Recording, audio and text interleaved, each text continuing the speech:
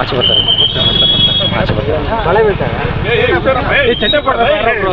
ಛತ್ರಿ ಬಂತು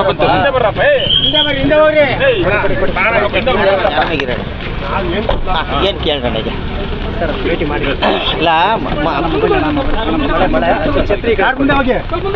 ಹೋಗ ನೀನು ಹೋಗ. ಅಲ್ಲ ಮೊನ್ನೆ ನೋಡಿ ಮಳೆ ತುಂಬ ಬರ್ತಾ ಇದೆ. ಮೊನ್ನೆನೂ ಮಳೆ ಬರ್ತಾ ಇತ್ತು. ನಾ ಮೊನ್ನೆ ಕೂಡ ನಮ್ಮ ಏನು ಆರಾಮಾಗಿ ತೊಗೊಳ್ಳಿ ಅಂತ ಹೇಳಿದ್ದೆ.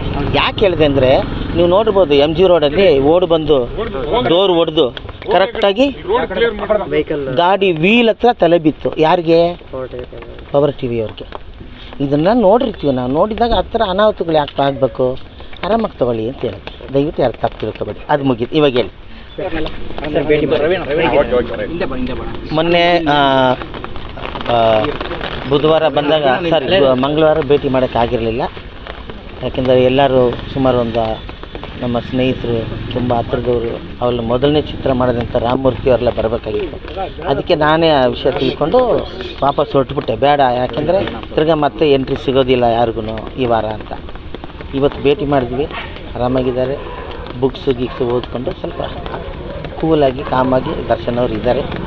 ನಮಗೆ ನೋಡಿ ನಮಗೂ ಒಂದು ಸ್ವಲ್ಪ ನೆಮ್ಮದಿ ಸಿಕ್ತು. ಯಾಕೆಂದರೆ ಮೆಜೆಸ್ಟಿಕ್ ಸಿನಿಮಾ ಮೊದಲನೇ ಸಿನಿಮಾಯಿಂದ ನನ್ನ ಜೊತೆಯಲ್ಲಿರೋನು, ಸುಮಾರು ಸಿನಿಮಾಗಳಿಗೆ ಮ್ಯೂಸಿಕ್ ಮಾಡಿರೋನು, ತುಂಬ ಆತ್ಮೀಯತೆಯಿಂದ ದರ್ಶನ್ ಏನು ಅಂತ ನನಗೆ ಚೆನ್ನಾಗಿ ಗೊತ್ತು. ಒಬ್ಬ ಬ್ರದರ್ ಆಗಿ ನಾನು ಬಂದು ಇವತ್ತು ನೋಡ್ಕೊಳ್ಳೋದು. ಸರ್ ಆರೋಗ್ಯ ಏನೋ ಜ್ವರ ಬಂದಿತ್ತು ಅಂತ ಹೇಳಿ? ಏನಿಲ್ಲ ಆರಾಮಾಗಿದ್ದಾರೆ.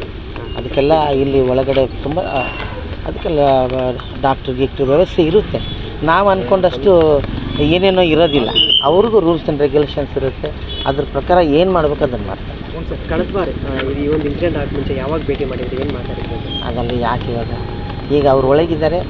ಅವರು ಸ್ವಲ್ಪ ಕೂಲಾಗಿ ಎಲ್ಲನೂ ಕಾನೂನಲ್ಲಿ ಏನೇನಿದೆ ವ್ಯವಸ್ಥೆಗಳೇ ನೋಡಿಕೊಂಡು ರೆಡಿ ಮಾಡ್ಕೊಂಡು.